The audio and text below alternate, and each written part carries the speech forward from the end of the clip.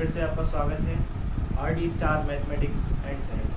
और आप मेरे साथ, मेरा नाम है रोहित दुबे। और जैसे कि आप जानते हैं, कल हमने आपको बताया था 10th क्लास की वास्तविक संख्याएं, पहला चैप्टर जो है आपका वास्तविक संख्याएं, रियल नंबर्स, इसके बारे में बताया था। और उसके कुछ एग्जाम्पल कराए थे, जो भी NCERT में जितने भी एग्जाम्पल थे वो पूरे एग्जाम्पल कराए थे। और आपका जो है एक 1.1 का पहला सवाल हमने लिया था। तो पहले सवाल में हमने कल 2 खंड पूरे करा दिए थे। तीसरा खंड थोड़ा सा बाद में वीडियो मिस्टेक हो गई थी, जिस वजह से पूरा पिछली वीडियो में नहीं आया है। तो ये हम आज स्टार्ट करेंगे 3rd नंबर से। तो यदि आप अभी तक हमारे चैनल पर नए हैं तो कृपया हमारे चैनल को सब्सक्राइब कीजिएगा, बेल आइकन दबाइए, जिससे जब भी मेरी कोई नई वीडियो आए तो आप तक उसका नोटिफिकेशन जरूर पहुंचे। और अपने दोस्तों को भी ज़्यादा से ज़्यादा शेयर कीजिए, क्योंकि मैं बहुत ही कॉन्सेप्ट को लेकर पढ़ाऊँगा और आगे बहुत ही मज़ा आने वाला है। मज़े के साथ पढ़ाई करेंगे। चलिए, तीसरा सवाल था आपका 3825। तो 3825 के क्या करना है आपको? गुणनखंड करने हैं, ठीक है, गुणनखंड के रूप में व्यक्त करना है। चलिए, 3825 इसके सबसे पहले अभाज्य गुणनखंड करेंगे। तो सबसे पहले ये कटेगा किससे? क्या 3 से कट जाएगा क्या? 5 और 2 7, 7 और 8 15, 15 और 3 18, 3 से कट रहा है, 3 से काटेंगे। 3 एकड़ 3, 3 से फिर काटेंगे, 3 दूनी 6 और 3 चौके 3 सत्ते 21, ठीक है। 3 सत्ते 21 और 3 बचे 15। फिर 3 से काटेंगे, इस बार क्या आएगा? 3 चौके 12, 3 दूनी 6 और 3 बचे 15। 5 और 2 7 4 11 नहीं कटेगा। अब किससे कटेगा? 5 से। तो 5 से काटेंगे, क्या आएगा? 5 8 40 और 25 हो गया, 5 25। फिर 5 से काटेंगे, क्या हो जाएगा? 17 बना 85 होता है। इसके बाद 17 से ही ये डायरेक्ट कटेगा। तो क्या है? 3825 का जो फैक्टर आए हैं, अभाज्य गुणनखंड आए हैं, वो क्या आए हैं? 3 की घात, थोड़ा सा नीचे लेंगे, 3 की घात 2 गुणित 5 की घात 2 गुणित 17। 3 कितनी बार आया है? 2 बार आ रहा है। 5 कितनी बार आया है? 2 बार आया है। और 17 1 बार। तो इसका जो आंसर आया वो आपका ये है, ठीक है। इसी तरह 5005 को लेते हैं। सबसे पहले ये कटेगा आपका 5 से काटेंगे, 5 एकन 5 0 0 और 1। अब इसके बाद ये कटेगा 7 से, ठीक है ना। 7 से काटेंगे तो कितना बच जाएगा? 7 दूनी 14, ज्यादा हो गया, 7 एकन 7, बचा 3 30 हो गया, 7 चौके 28, ठीक है। बचा कितना? 2, 7 3 21, 143 बार गया। अब इसके बाद ये कटेगा आपका 11 से, 11 एकन 11, बचा 3 33 हो गया, 11 3 33। फिर उसके बाद 13 से, 13 एकन 13। 5005 के जो फैक्टर आए आपके वो क्या आए? 5 गुणित 7 गुणित 11 गुणित 13। यही आपका इसका, ठीक है ना। तो ये इस तरह से हो गया। इसके अभाज्य गुणनखंडों के रूप में व्यक्त करना था, गुणनखंडों के गुणनफल के रूप में व्यक्त करना था। तो गुणनखंड ये हो गए और इनका गुणनफल ये हमने क्रॉस कर दिया, यानी कि मल्टीप्लाई कर दिया सभी का। तो ये गुणनफल हो गया। नेक्स्ट अब रह रहा है आपका 74 29। थोड़ा सा सवाल कठिन है, क्योंकि आप 1 से काटेंगे, सबसे पहले 2 से काटेंगे, 3 से काटेंगे, फिर 4 5 से काटेंगे, फिर 7 से काटेंगे, 11 से काटेंगे, 13 से काटेंगे। तो ये नहीं कट रहा है, 11 13 तक पहुंच जाएंगे तब भी नहीं कट रहा है। तो ये कटेगा आपका जाके सीधा 17 से। 17 से कटेगा या 13 से कट जाएगा? 13 से नहीं कट रहा है, 17 से कटेगा। 17 से काटेंगे तो क्या आएगा? 17 चौके 68, बचा कितना आपका? 6। बहुत ही ध्यान से देखेंगे, 6 62 हो गया, 17 तियां 51, बचा 11, 119 हो गया, और 17 सत्ते 119 होता है। नेक्स्ट अब ये कटेगा आपका 17 से कटेगा क्या, 17 एकम 17, 17 दूनी 34, बचा 9, नहीं कट रहा है। 19 से काट के देखिए, 19 से 19, 19 दूनी 38, बचा 3 4 नहीं 38, 3 और 2 5 5 57, और 19 से कट जाएगा।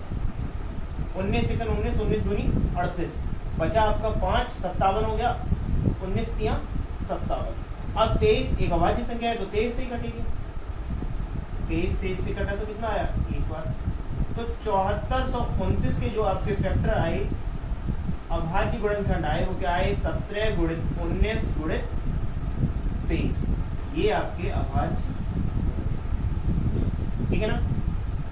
तो इन सवालों को आप नोट कर लीजिएगा, और इसकी जो नोट्स की पीडीएफ होगी वो आपको पूरी एक्सरसाइज और उदाहरण के सहित आपको हमारे टेलीग्राम चैनल पर मिल जाएगी, और टेलीग्राम चैनल का लिंक डिस्क्रिप्शन में दिया गया है। वहां से जाकर आप टेलीग्राम चैनल पर जुड़ जाइए, और जुड़ने के बाद आपको प्रत्येक अध्याय की, प्रत्येक एक्सरसाइज की आपको पीडीएफ वहां पर मिल जाएगी। चलिए अब इसके आगे चलते हैं दूसरे सवाल पे। ये आपको क्लियर हुआ। वैसे ये दोनों मैंने आपको होमवर्क में दिए थे, पिछली वीडियो में, पिछली क्लास में दिए थे, लेकिन थोड़े से ये कठिन थे। जैसे यहाँ पे कुछ बच्चों को दिक्कत आती है कि 7 से कैसे कटेगा, 1001 देख के वो सोचेंगे कि नहीं कटेगा किसी से, तो 7 से कट रहा है, ठीक। इसी तरह यहाँ पर दिक्कत आती, एक आप लोग क्या करते हैं, 2 से काटा, 3 से काटा, फिर 5 से काटा, फिर हार मान लेने लगते हैं, ठीक है ना। तो 17 से कटेगा, फिर 19 से कटेगा, फिर 23 से कटेगा, तो ये ध्यान रखेंगे। नेक्स्ट आगे चलते हैं।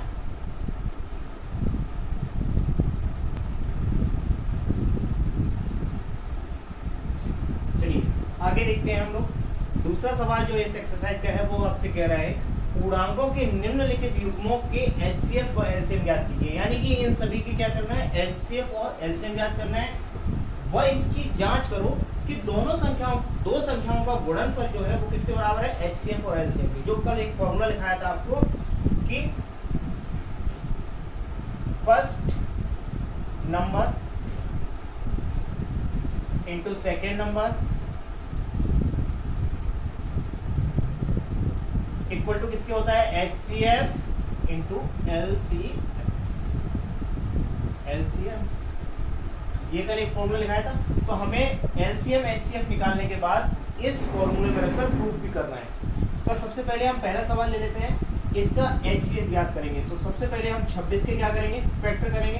तो फैक्टर करेंगे तो 2 13, और ये 13 से कटा तो कितनी बार, एक बार। तो 26 के फैक्टर यहाँ से क्या आ गए आपके, 2 गुणित 13। इसी तरह 91 के फैक्टर करेंगे तो क्या आएगा, 7 से कटेगा, 13 7 91 होता है, ठीक है, 13 ये करते हैं। तो 91 के फैक्टर क्या आ गए आपके, 7 इंटू 30, ठीक है। अब यहाँ से देखिए जरा, HCF क्या आएगा आपका, HCF क्या आएगा, जो कॉमन है, ठीक है ना। यहाँ 13 है, यहाँ भी 13 है, तो क्या आएगा आपका HCF 13। LCM क्या आएगा, LCM में आपका 2 भी आएगा, 7 भी आएगा, और 13 दोनों जगह आ रहा है, तो क्या आ जाएगा, 13 एक बार आएगा, 13 जो है वो एक ही बार आएगा, ठीक है। HCF आपका 13 आया, और ये LCM क्या हो जाएगा, 13 7 91, 91 दूनी होता है आपका 182, ठीक है। अब फर्स्ट नंबर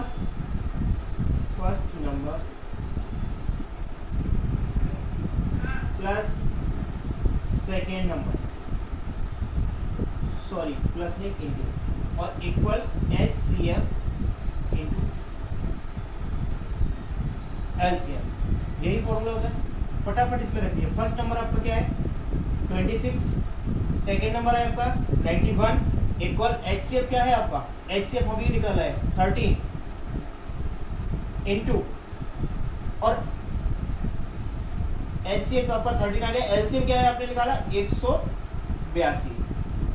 क्योंकि हमें प्रूफ करना है, तो ना ही हम LHS से किसी को RHS में ले जाएंगे, और ना ही RHS से किसी को LHS में लाएंगे, ठीक है ना। अगर ये दोनों हमारे बराबर प्रूफ हो जाते हैं, तो ये आपका जो सॉल्यूशन है वो बिल्कुल सही निकला है, यानी कि एचसीएफ और एलसीएम बिल्कुल सही निकला है। तो मल्टीप्लाई कर लीजिएगा, कितना होगा, 13 दूनी 26 हासिल 2, 13 अट्ठे 6 हासिल 10, 13 एकम 13 और 10,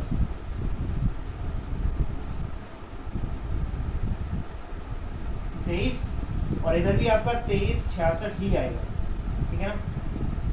यानी कि LCLHS बराबर RHS, ठीक है ना। एक बार मैं चेक कर लूं कि नीचे तक दिख रहा है आप लोगों को या नहीं, ठीक है, आ रहा है। नेक्स्ट आगे चलते हैं, किस तरह से आपको प्रूफ करना है। अगर दोनों पक्ष बराबर आ गए, इसका भी आप लोग गुणा करके देखेंगे। गुणा करने पर ये अगर बराबर आएगा, मैंने तो कर दिया है क्योंकि मेरा बराबर है, ठीक। नेक्स्ट आगे अगला सवाल देखते हैं। 510 और 92 दोनों के फैक्टर फटाफट निकाल लीजिए। 2 से काटेंगे तो 2 दूनी 4 और 11 हो गया, 2 पंचे 10, 1 बचा, 2 पंचे 10। अब किससे कटेगा ये, 3 से कटेगा क्या, 7 5 12 कट गया। 3 से काटो, 3 से ये 3 अट्ठे 24 और 3 पचे 15, ठीक है। अब कटेगा ये आपका 5 से 17 बार और 17 से कटेगा 1 बार। तो 510 का जो फैक्टर आ गया वो 2 × 3 × 5 × 17, ठीक है। नेक्स्ट आगे 92 है, 92 के भी फैक्टर कीजिए। 2 से काटेंगे तो क्या हो जाएगा,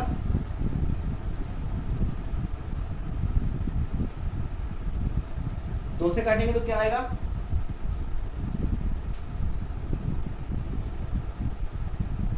2 चौके 8 और 2 छिंग 12।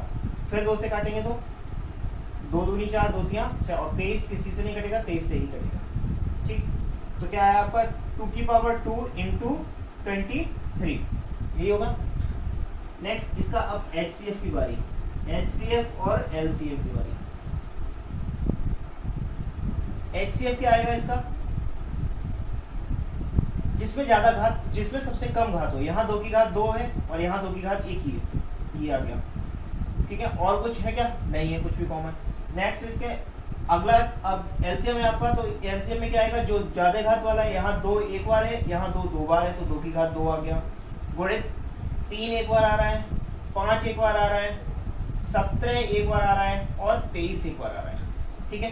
तो आप लोगों के लिए होमवर्क में यही काम रहेगा कि इसकी कैलकुलेशन करके सेम इसी तरह आपको फॉर्मूले में रख के दोनों को बराबर प्रूफ करना है, ठीक है ना। ये सिद्ध करना है कि दोनों आपके बराबर होंगे, दो संख्याओं का गुणन बराबर HCF × LCM, ये आपको प्रूफ करना है, ठीक है। नेक्स्ट आगे चलते हैं। 336 सबसे पहले 2 से काटेंगे, 2 एकम 2 बचा आपका 1, 13 हो गया, 2 छिंग 12 बचा 1, 2 अट्ठे 16। फिर 2 से काटेंगे, 2 अट्ठे 16, 2 चौके 8। फिर 2 से काटेंगे, 2 चौके 8 और 2 दूनी 4। फिर 2 से काटेंगे 21, 3 से काटेंगे 7 और 7 से काटेंगे तो 1। तो 336 के जो फैक्टर आए वो क्या आए, 2 × 2 × 2 × 2। ये हम पुरानी मेथड हो गई लिखना, तो कैसे लिखेंगे, 2 की घात 4 गुणित 3 गुणित 7। नेक्स्ट 54 है तो 2 से काटेंगे,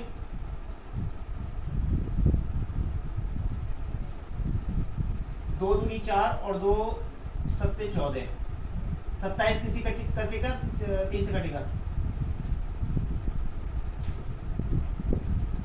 54 की जो फैक्टर आए वो क्या आया आपके, 2 × 3 की पावर 3, ठीक है।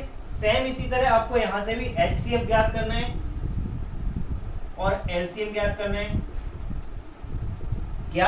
करने के बाद फिर आपको क्या करना है, इसी फॉर्मूले में रखकर प्रूफ करना है दोनों बराबर हैं या नहीं है, ठीक है। इतना आप लोगों को घर से करना है। नेक्स्ट इसके आगे चलते हैं अगले सवाल के लिए, तो इसे बिगाड़ दें।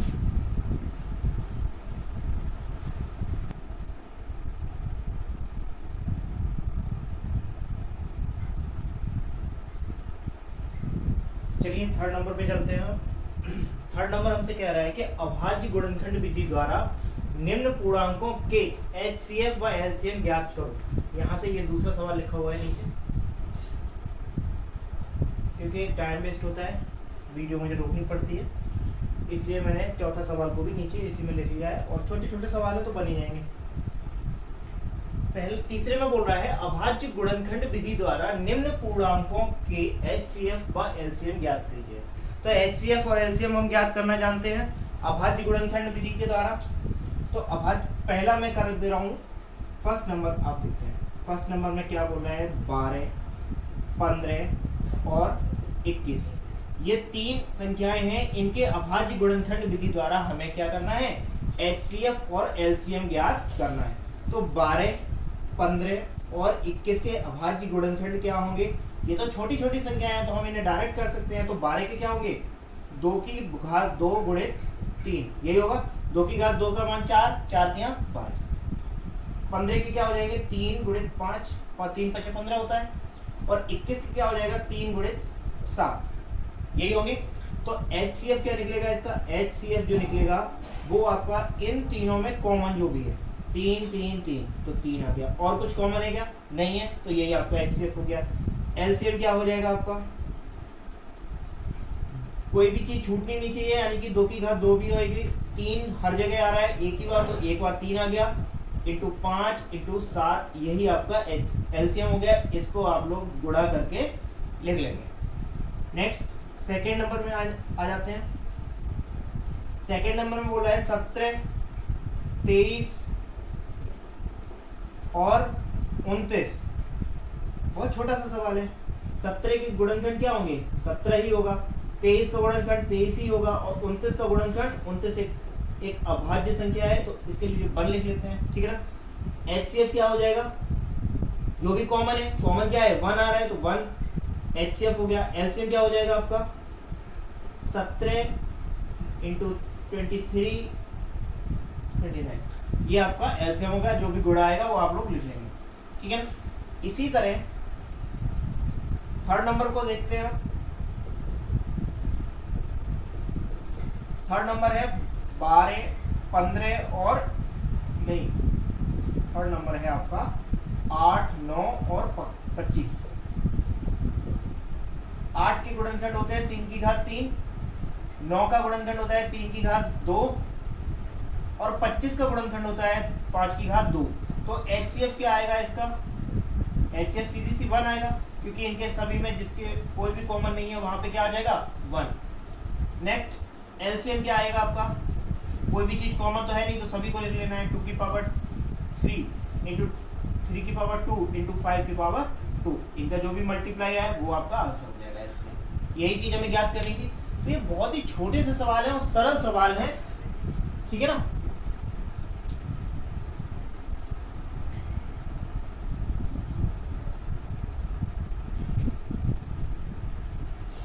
तो ये बहुत छोटे सवाल हैं, कोई भी दिक्कत नहीं है इनमें, इसीलिए मैंने बहुत स्पीड में समझा दिया, क्योंकि हम कल आपको बहुत अच्छे से LCM HCF इन दोनों के बारे में डिटेल में बता चुके हैं पुरानी वाली क्लास में।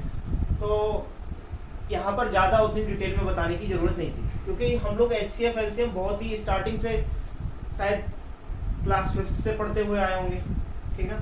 4th या 5th में पढ़ाना चालू हो जाता है LCM और HCF, ठीक है, क्योंकि भिन्नों के सवाल होते हैं। तो भिन्नों के सवाल करने से पहले हमें क्या सीखना होता है, LCM सीखना होता है, ठीक है। तो LCM HCF दोनों साथ ही में सीख लेते हैं। तो वो वहाँ से पढ़ते हुए आए हैं और हमें 10th क्लास में भी पढ़ना है, तो कोई हमारे लिए कोई बड़ी बात नहीं है, ठीक है। नेक्स्ट अब आगे चलते हैं चौथे नंबर पे। चौथा नंबर कह रहा है आपसे HCF, 2 संख्याएं दी गई है, एक 306 दी गई है और एक दी गई है 657, ठीक है। 2 संख्याएं आपको दी गई हैं, इनका जो HCF है वो कितना दिया गया है, 9 दिया गया है। यानी कि आपकी पहली संख्या जो है, फर्स्ट नंबर आपका सॉल्यूशन लिख लेंगे यहाँ पे। जो फर्स्ट नंबर है वो है आपका 306। देखिए HCF इन दोनों का और LCM इन दोनों का, यानी संख्याएं कैसी है, सेम है। तो फर्स्ट ये हो जाएगी, सेकंड हो जाएगी आपकी 657 57। HCF कितना है आपका 9 और LCM हमें क्या करना है ज्ञात करना है। फटाफट आपके पास फॉर्मूला है तो उसमें रख दीजिए फटाफट। First number into second number equal to HCF into LCM। First number आपका है 306, सेकेंड नंबर है 657 और बराबर HCF है आपका 9 और LCM है आपका ज्ञात करना है। तो 9 का यहाँ गुणा हो रहा है, पक्षांतर करके जाएंगे तो क्या हो जाएगा भाग हो जाएगा। तो 306 इंटू 657 और बटे 9 बराबर LCM। 9 से डायरेक्ट नहीं काट पा रहे हैं तो क्या करेंगे 3 से ये काटेंगे, 3 त्रिका 9 और 3 एकम 3 0 2, फिर 3 से कटेगा क्या कट जाएगा, फिर काट दो 3 एकम 3 3 दूनी 6 3 त्रिका 9 बचा 1 12 हो गया, 3 चौके 12। तो जो LCM आएगा वो आपका आएगा 34 गुणित 657, यानी कि आपको ये सॉल्व करके निकालना है। ठीक है, क्या क्या हमें HCF दिया गया है, दोनों संख्याएं दी गई हैं, LCM पूछा गया है, हमारे पास फॉर्मूला है first number into second number बराबर LCM इंटू HCF। ठीक है, इसमें हमें एक चीज ज्ञात करनी है, बाकी 3 चीजें दी गई हैं तो ज्ञात कर लेंगे। बहुत पहले से हम एक चीज को ज्ञात करते हुए आए हैं। ठीक है ना, नेक्स्ट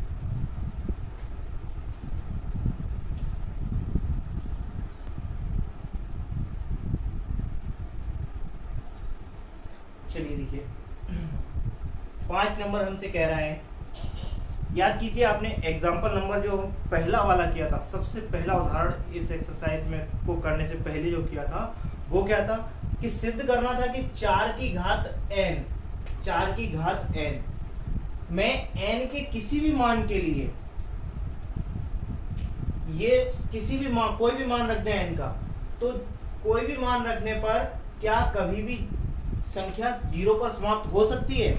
सेम उसी तरह उसमें मैं बताया भी था कि कभी कभार 6 भी लिखा हुआ आ जाएगा, 6 की पावर n 8 की पावर n इस तरह से लिखे आ सकते हैं 11 की पावर n।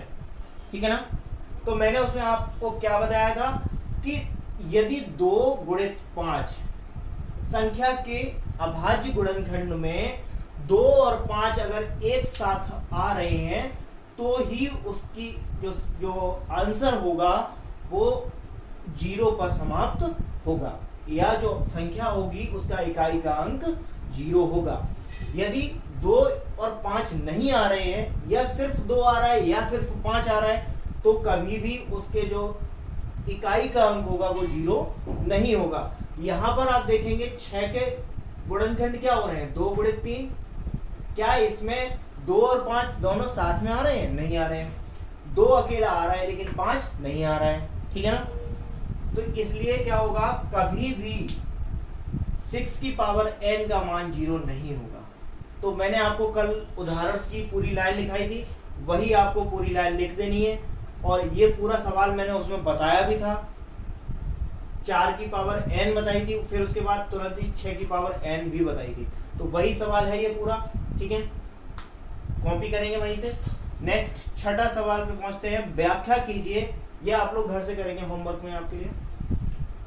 छठा सवाल है, व्याख्या कीजिए कि 7 गुणित 11 गुणित 13 व 7 गुणित 11 गुणित 13 प्लस 13 और 7 गुणित 6 गुणित 5 गुणित 4 गुणित 3 गुणित 2 गुणित 1 प्लस 5 भाज्य संख्याएं हैं क्यों।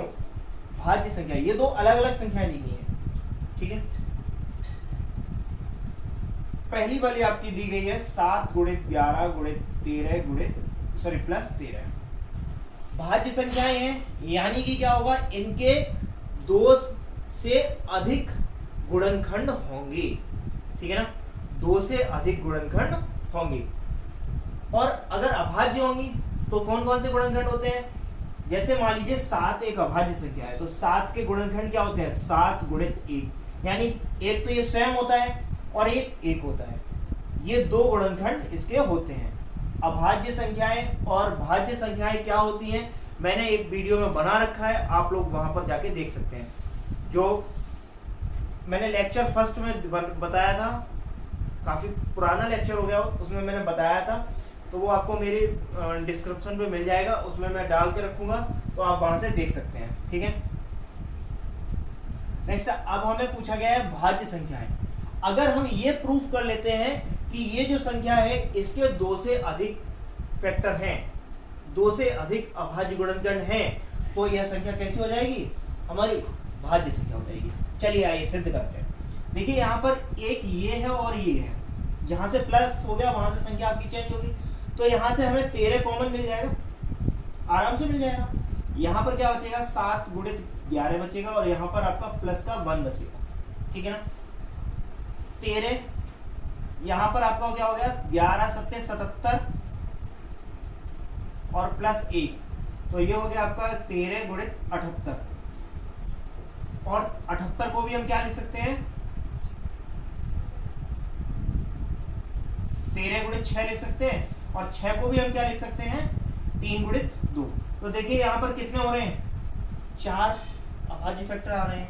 ठीक है ना, तो ये संख्या जो है आपकी कैसी हो जाएगी?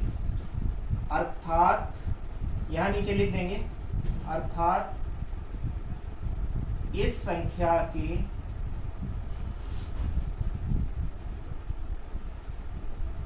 गुणनखंड या अभाज्य गुणनखंड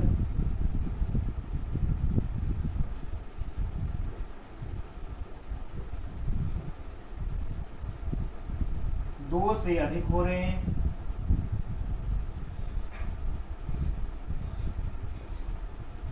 अर्थात यहां से हटा देंगे, थोड़ी देर, सेंटेंस सही नहीं बनेगा। अर्थात अब लिखिएगा था, यह संख्या भाज्य है। ठीक है, इतना ही करना है। ठीक है, हमें क्या करना था? सिद्ध करना था कि ये भाज्य है या अभाज्य। तो हमने सिद्ध कर दिया, इसके 2 से अधिक फैक्टर हो रहे हैं, यानी कि ये संख्या कैसी हो जाएगी? भाज्य हो जाएगी। नेक्स्ट आगे देखते हैं ये वाली। तो इसमें क्या बोल रहा है? देखिए जरा, यहां से यहां तक और यहां अकेला।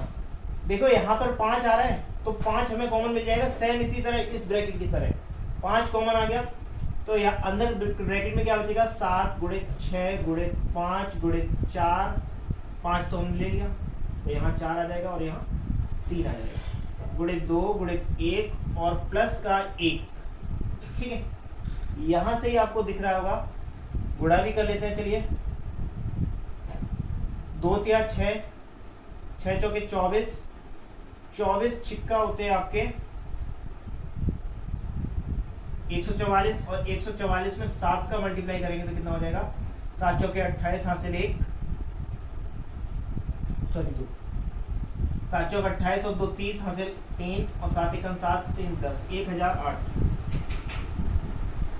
और उसमें 1 जोड़ देंगे, ये वाला 1 भी तो जोड़ेगा, तो कितना हो जाएगा? 1009, 1009, 5 गुणित 1009। 2 अभाज्य फैक्टर आ गए। ठीक है ना, 1 और 1 के अलावा आना चाहिए, 1 के और स्वयं संख्या के। स्वयं संख्या तो क्या होगी? इन दोनों का मल्टीप्लाई होगी। ठीक है, तो यहां से हम लिख सकते हैं इस संख्या के भी, इसे आप लोग चाहे तो इसके जो है अभाज्य गुणनखंड कर सकते हैं। ठीक है, ये कटेगा आपका शायद 7 से कटेगा, चलिए कोई नहीं, कटेगा या नहीं कटेगा उससे हमें कोई मतलब नहीं है। हमें सिर्फ यही दर्शाना था कि ये संख्या भाज्य है या नहीं है। यदि इसके फैक्टर केवल 1 और ये संख्या स्वयं होती तो ये संख्या क्या होती? अभाज्य होती। लेकिन यहाँ पर क्या आ रहा है? 5 भी आ रहा है और 1009 भी आ रहा है। ठीक है ना, 1 के और स्वयं के अलावा भी 2 संख्याएं आ रही हैं, तो क्या होगी? इस संख्या के गुणनखंड 1 व स्वयं के अलावा और भी के हैं, का मतलब है 5 भी है और 1009 भी है। अतः यह संख्या भाज्य। ठीक है, ये समझ में आया? जरूरी नहीं आपको और भी कोई संख्याएं दे सकते हैं, लेकिन वहां पर सीधी सी आपको कॉमन मिल जाएगा। ठीक है, यहाँ भी देखो 5 कॉमन मिल गया, यहाँ भी आपको 13 कॉमन मिल गया। ठीक है ना, तो डायरेक्ट आपको कॉमन मिल जाएगा और वहां से फिर आप सॉल्व आराम से कर सकते हैं। ठीक, इसके बाद अगला चलते हैं। देखिएगा, ये एक आखिरी सवाल 7वां इस सवाल इस एक्सरसाइज का है।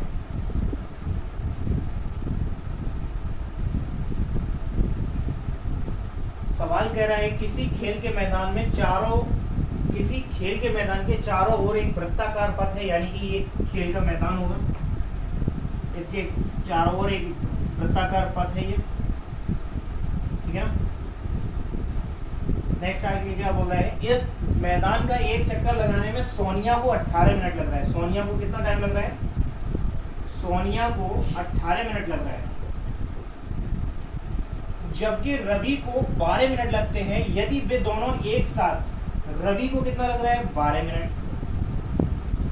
12 मिनट और इसे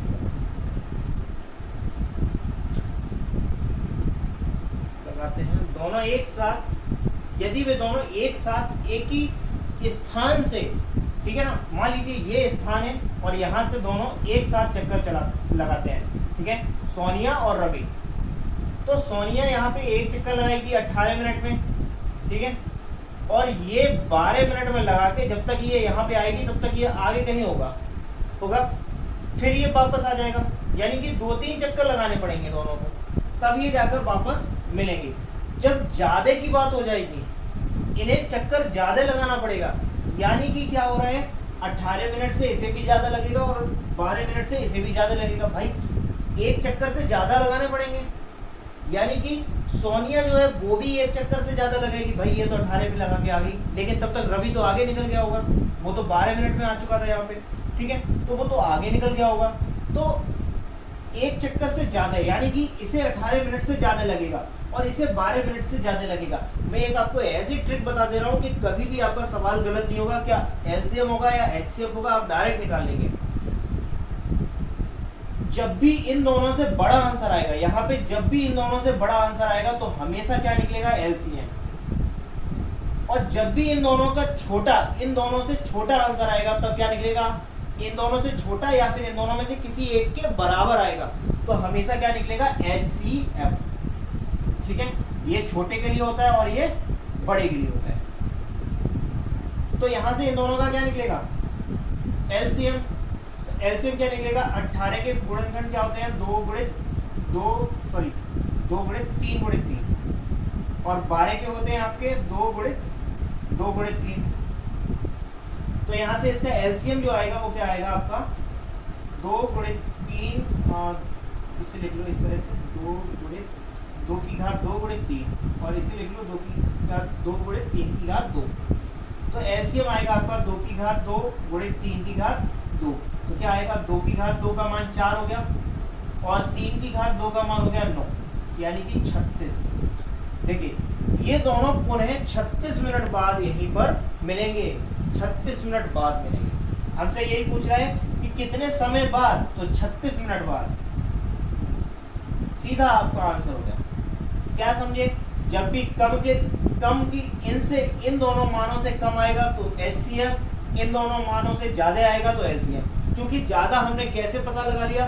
क्योंकि यहाँ से जो है अगर रवि 12 मिनट में आ गया, 12 मिनट में ये खड़ा तो नहीं रहेगा, ये तो फिर चला जाएगा आगे, लेकिन ये आ रही है 6 मिनट लेट आ रही है उससे, तो ये तब तक 6 मिनट और आगे चला गया होगा।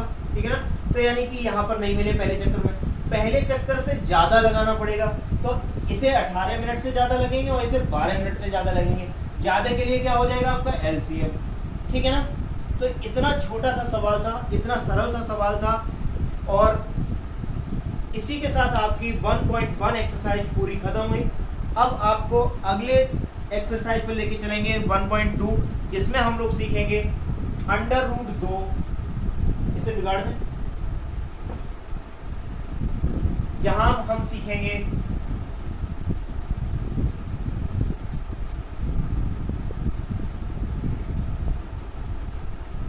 1.2 में हम सीखेंगे कि √2, √3, √5 ये परिमेय संख्याएं हैं, लेकिन क्यों सिद्ध करना है हमें, ठीक है। ये हम पढ़ते हुए आए हैं कि ये अपरिमेय संख्या है, सॉरी अपरिमेय संख्या है, परिमेय संख्या नहीं है।